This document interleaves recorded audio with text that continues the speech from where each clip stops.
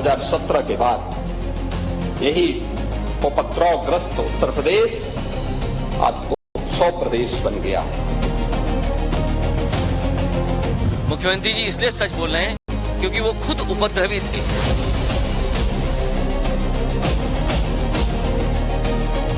उपद्रव, लोगों में झगड़ा कराना, हिंदू मुसलमान करना, आगजनी कराना, नफरत फैलाना, ये मुख्यमंत्री जी का काम रहा है। क्या उत्तर प्रदेश की राजनीति में मर्यादा की दीवारें ढह रही हैं और निजी हमलों का दौर शुरू हो चुका है? 2027 के चुनाव में अभी वक्त है, लेकिन समाजवादी पार्टी के अध्यक्ष अखिलेश यादव ने अभी से आर पार की जंग छेड़ दी है। मुख्यमंत्री योगी आदित्यनाथ ने जब 2017 से पहले के यूपी को उपद्रव प्रदेश कहा तो अखिलेश इतने तिलमिला गए कि उन्होंने सीधे सीएम योगी को ही उपद्रवी करार दे दिया। 2017 के पहले सत्ता के संरक्षण में पल रहे गुंडे और माफिया एक समानांतर सरकार का संचालन करते थे। गुंडा टैक्स और अवैध वसूली उत्तर प्रदेश की नियत बन चुकी थी। One district one mafia. Police का मनोबल टूटा था। न बेटी सुरक्षित थी, न व्यापारी सुरक्षित था। प्रदेश की छवि अराजकता और अस्थिरता का पर्याय बन गया था। महोदय, 2017 के बाद यही उपद्रवग्रस्त उत्तर प्रदेश आज उत्सव प्रदेश बन गया है।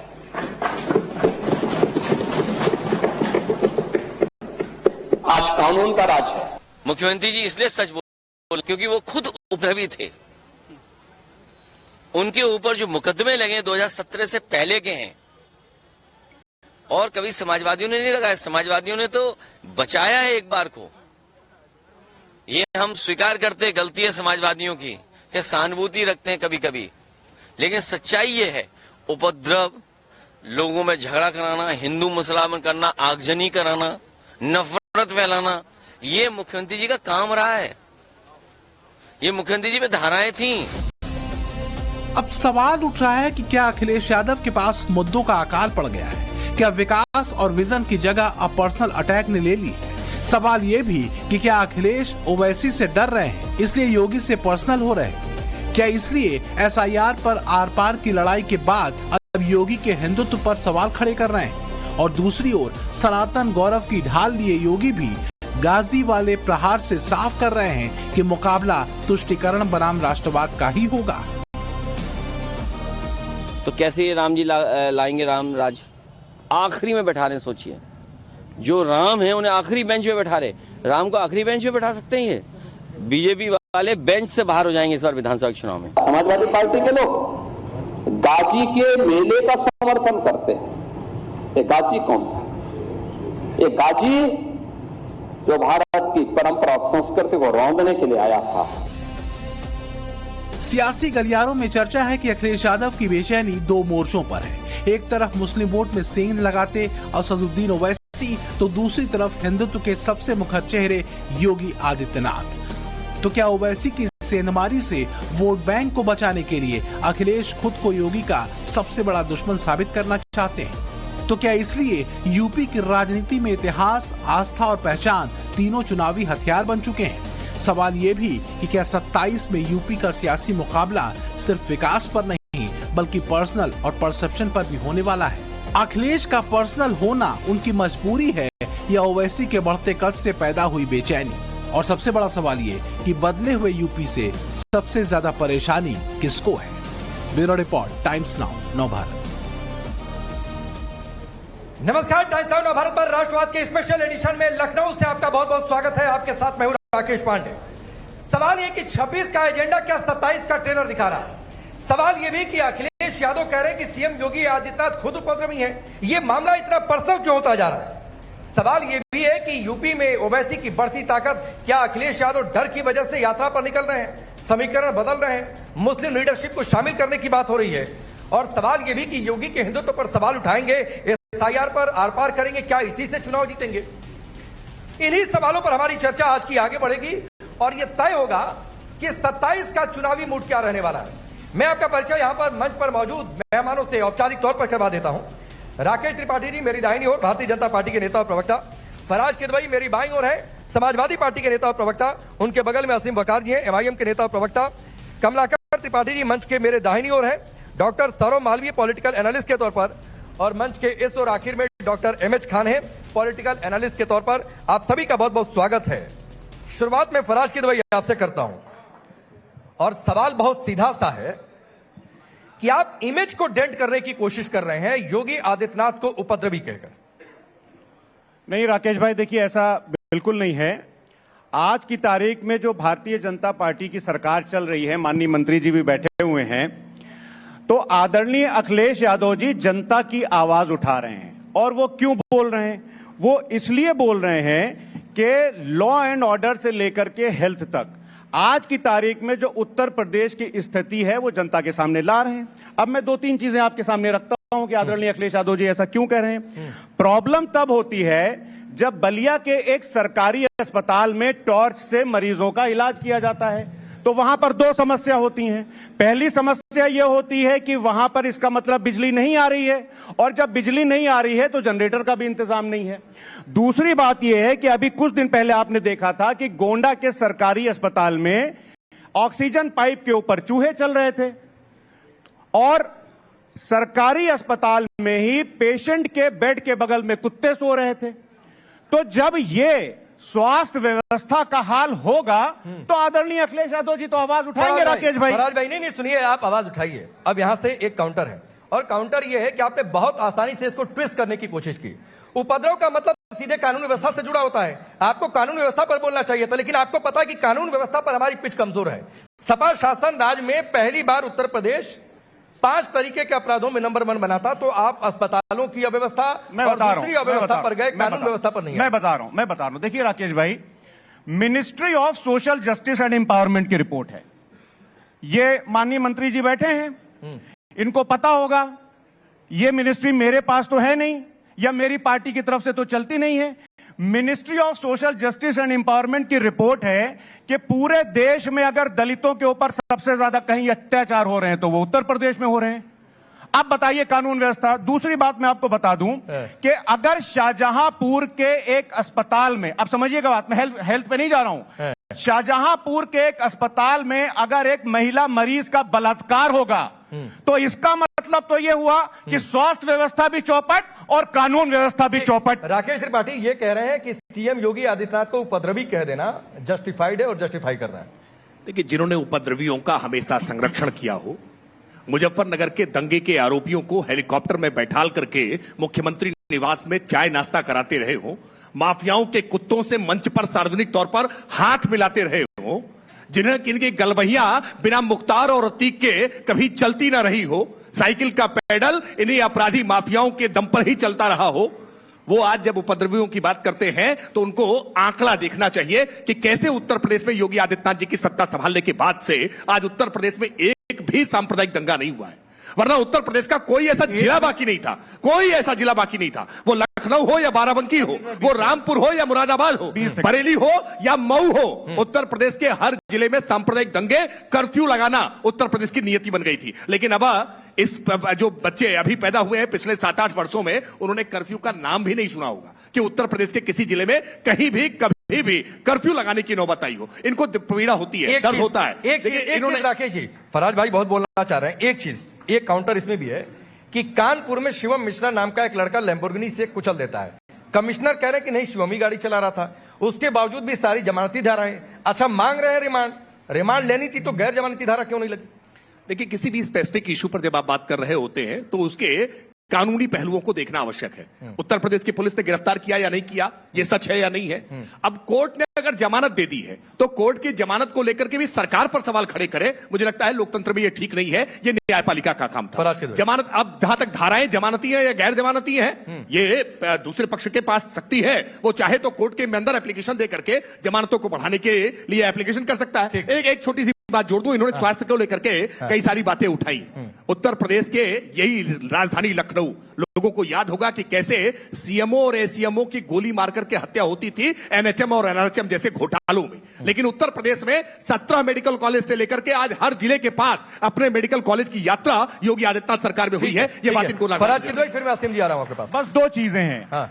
अभी राकेश भाई ने बहुत सारे आंकड़ों की बात की, सारी चीजें बोली। मैं खाली एक लाइन बोलना चाहता हूं अदम गोंडवी जी की, कि तुम्हारी फाइलों में गांव का मौसम गुलाबी है, ये आंकड़े झूठे हैं, ये दावा किताबी है। देखिए मैं क्यों बोल रहा हूं, अभी आपने बड़ी बड़ी बातें की, मैं तो सिर्फ एक बात बोलना चाह रहा हूं। इन्होंने कहा कि उत्तर प्रदेश में आदरणीय मुख्यमंत्री जी के शासनकाल में एक भी दंगा नहीं हुआ, इन्होंने ये कहा। तो भाई साहब, बहराइच उत्तर प्रदेश में आता है कि नहीं आता है? भाई साहब संभल उत्तर प्रदेश में आता है कि नहीं आता है? और मैं आपको कम से कम, मैं आपको आगे भी ऐसे उदाहरण दे सकता हूं, लेकिन इनका शो का मैं दो सवाल इन्होंने किए हैं, एक बहराइच को लेकर के और एक संभल को लेकर के। संभल में न्यायपालिका के आदेश पर दिए गए सर्वे के कारण आपने वहां कोशिश की थी कि कैसे सांप्रदायिक दंगा किया जाए, लेकिन उपद्रवियों को पुलिस ने रोकने का काम किया। दो संप्रदाय आमने सामने नहीं आने पाए थे, अगर सामने आए होते तो संभल के हिंदुओं का क्या हुआ होता ये सब जानते हैं। लेकिन दूसरा पक्ष, दूसरी बात आपने कही बहराइच में, बहराइच के एक कस्बे में ये कोशिश की गई थी कि रामगोपाल मिश्रा की हत्या करके सांप्रदायिक दंगा किया जाए, लेकिन उत्तर प्रदेश की पुलिस ने कठोरता के साथ उन उपद्रवियों को निपटाने का काम किया। अगर उपद्रवियों पर नरमदिली की होती ना तो शायद पूरा बहराइच सूखा होता। असीम बकार जी, कानून व्यवस्था पर इस चर्चा के बीच अखिलेश यादव रामनवमी से यात्रा की शुरुआत कर रहे हैं। फोकस वहां पर है जहां पर आप लोग स्ट्रांग होने की कोशिश कर रहे हैं, नोएडा, पूरा पश्चिमी उत्तर प्रदेश। तो आप लोग खुश हो रहे हैं कि अखिलेश यादव डर रहे हैं या कुछ और? अगर हेलो, हाँ आवाज आ रही है, बोलिए।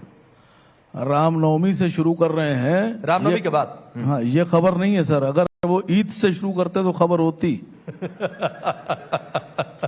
हाँ, वो कर रहे हैं, उनको करने दीजिए सर, वो हिंदू हैं, खाली बीजेपी वाले हिंदू नहीं हैं। वो रामनवमी से शुरू करें, होली से शुरू करें, दिवाली से शुरू करें, अच्छी बात है।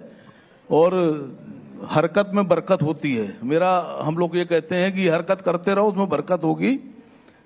ये सियासत है सर, सबको हक है सड़क पर उतरकर सियासत करने का, हम भी करेंगे, वो भी कर रहे हैं। बीजेपी वाले चाहते हैं कि हम सब शांत बैठे रहें, हम जनता की आवाज ना बने, हम सवाल ना पूछें। अभी आप आंकड़े दिखा रहे थे, बहुत बढ़िया बढ़िया आंकड़े सर। कागज के आंकड़ों पर मत जाया कीजिए। अगर डेवलपमेंट आप कागज पे दिखा रहे हैं तो तब तक हम उसको नहीं मानेंगे जब तक वो धरातल पर दिखेगा नहीं।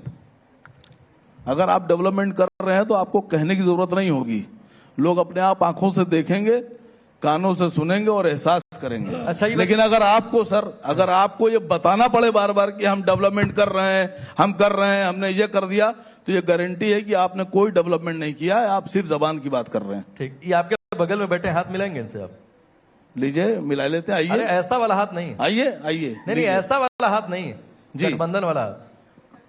वो सरकार जब चुनाव में जाएगी उसके बाद हम लोग तय करेंगे। सरकार तो इधर है, ये तो अभी विपक्ष में है। नहीं, सरकार को चुनाव में जाने दीजिए, वरना तो हम सबसे हाथ मिला रहे हैं, किसी से ऐसा नहीं। वो वाला हाथ नहीं, गठबंधन वाला हाथ मिलेगा कि नहीं?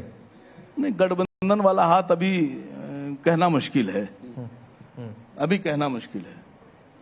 फराज भाई, नहीं, सियासत में सर हाथ तभी मिलाए, देखिए सर एक मिनट, सियासत में हाथ तभी मिलाए जाते हैं जब दोनों फायदे में होते हैं या दोनों नुकसान में होते हैं। खाली हमारा फायदा होगा, इनका नुकसान होगा, ये हम कभी इनसे हाथ नहीं मिलाएंगे।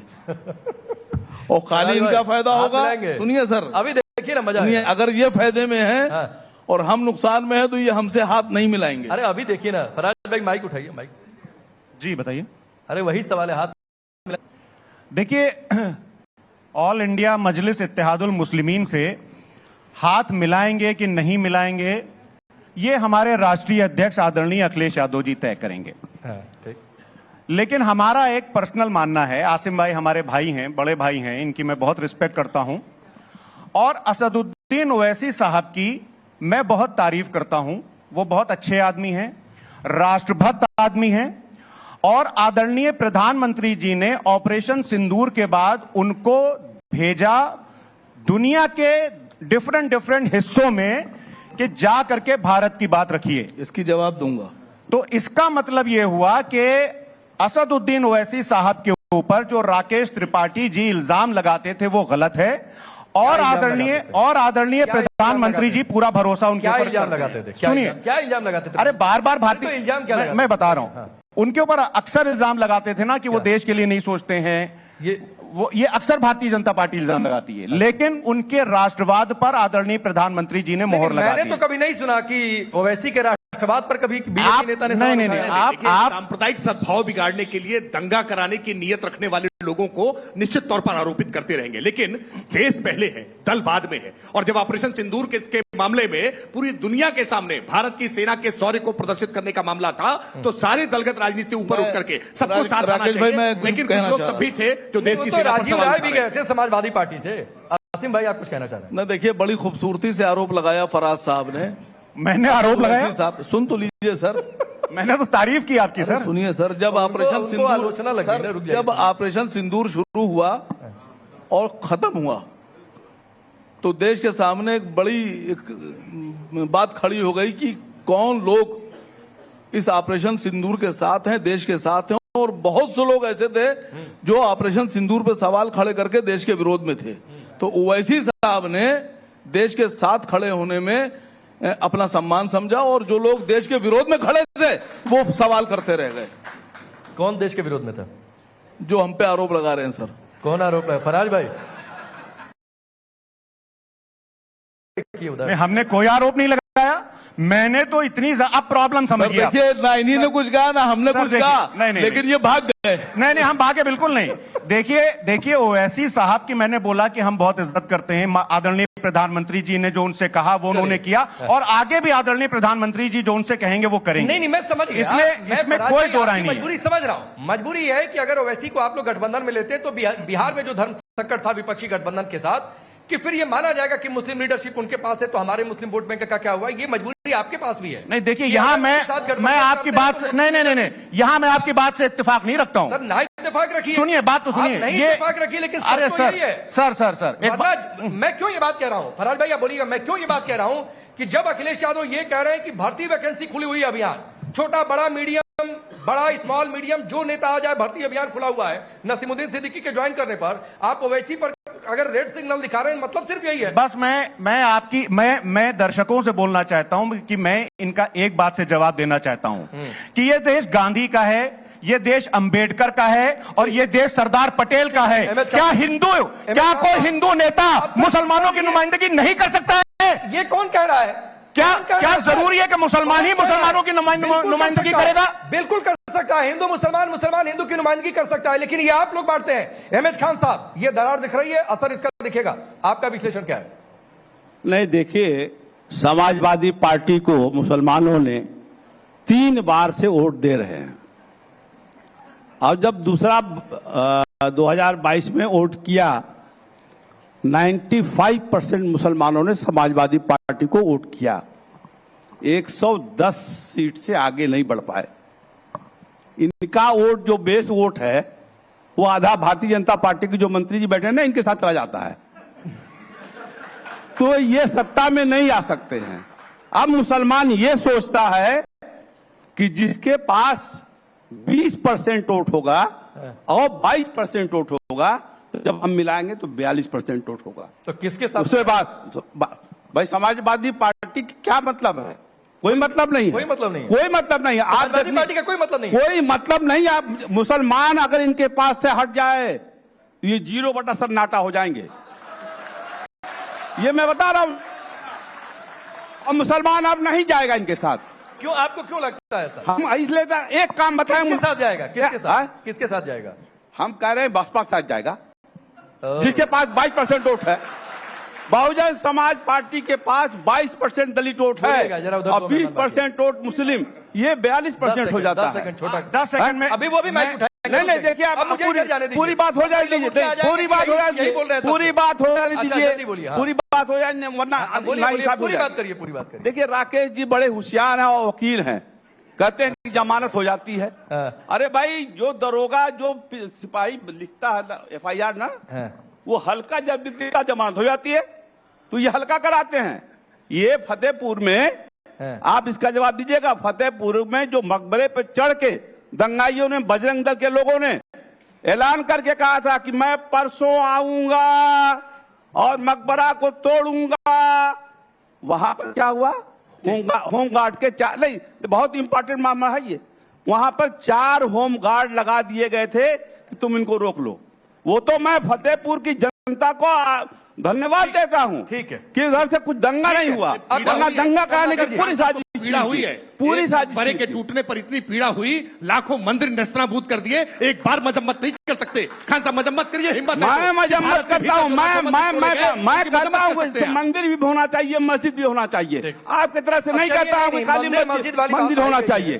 तो आपके साथ तो मैं डिबेट में रहा ठीक हूं। है। एमएच खान साहब आता हूं। जी। मंदिर मस्जिद की बात आई गई है तो कमलाकर त्रिपाठी जी, गाजी को लेकर भी बहुत बातचीत हो रही है, औरंगजेब को लेकर भी बहुत बातचीत हो रही है, बाबर को लेकर भी बहुत बातचीत हो रही है, बाबरी को लेकर भी बहुत बातचीत हो रही है। ये कह रहे हैं कि मुसलमान इनके साथ, सपा के साथ है, नहीं है, तो बट रहा है, तो फिर तो फायदा इधर बगल में। आप लोग क्या करेंगे यूपी में? सबसे बड़ी दिक्कत यह है कि यहां आप डिबेट ही करा रहे हैं, हिंदू किसके साथ है, मुसलमान किसके साथ है, आवाम किसके साथ है, बात इसकी करिए। और आज के समय में आवाम ये देख चुकी है, भारतीय जनता पार्टी का शासन, एक पुरानी कहावत है कि गाने की लाइन थी, मैं आ रहा था तो सुन रहा था कि जा जा तुझे हम जान गए, कितने पानी में हो पहचान गए। और आप लॉ एंड ऑर्डर की बात कर रहे हैं। बनारस शहर में लड़की के साथ, बीएचयू की लड़की के साथ रेप होता है और भाजपा आईटी सेल के बच्चे रेप करते हैं, जिनको 1 महीने तक आइडेंटिफाई कर दिए जाने के बावजूद उनको प्रचार में दूसरी जगह रखा जाता है और बाद में उनकी जब अरेस्टिंग होती है, उसके बाद जब उनको जमानत मिलती है तो उनको फूल मालाएं पहनाई जाती हैं बनारस के ही एक विधायक के द्वारा।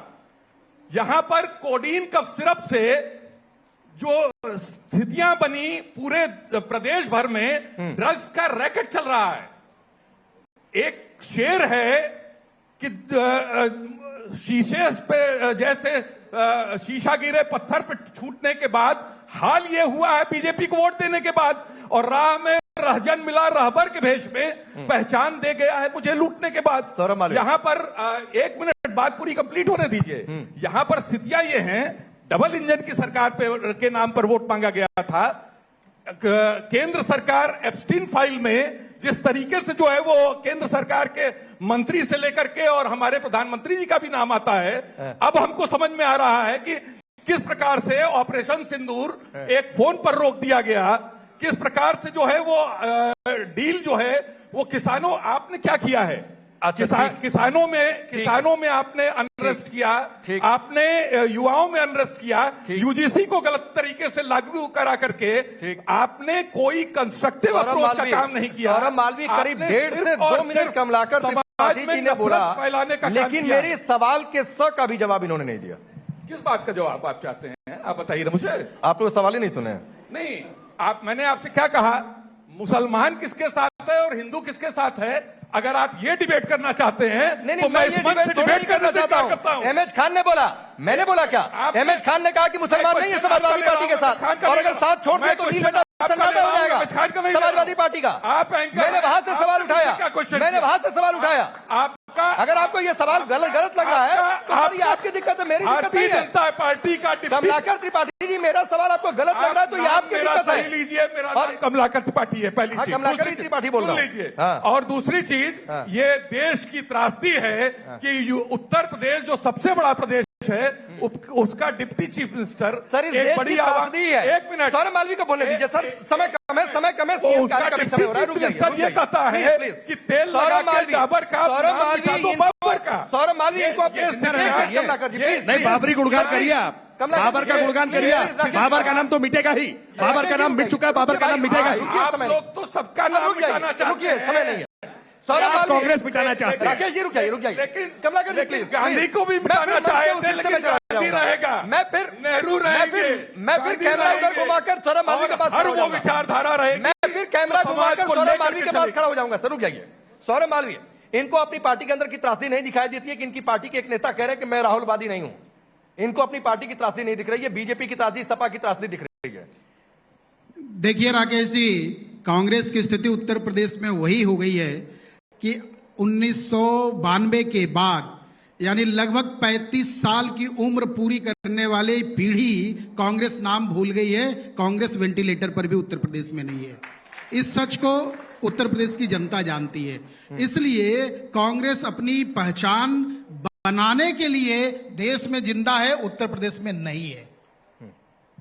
ठीक, एक एक मिनट कमलाकर भाई, एक मिनट।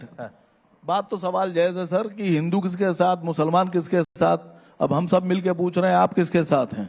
नहीं, हम तो सबके साथ हैं और किसी के भी साथ नहीं। ये तो पूरे हम देश तो उधर के साथ है। हैं। ये जो जनता दिख रही है मैं उसके साथ हूँ। चीयर लीडर ना मैं आपके साथ हूँ, ना इनके साथ हूँ, ना इनके साथ हूँ। मैं इस देश की जनता का वकील बनकर यहाँ पर बैठा हुआ हूँ।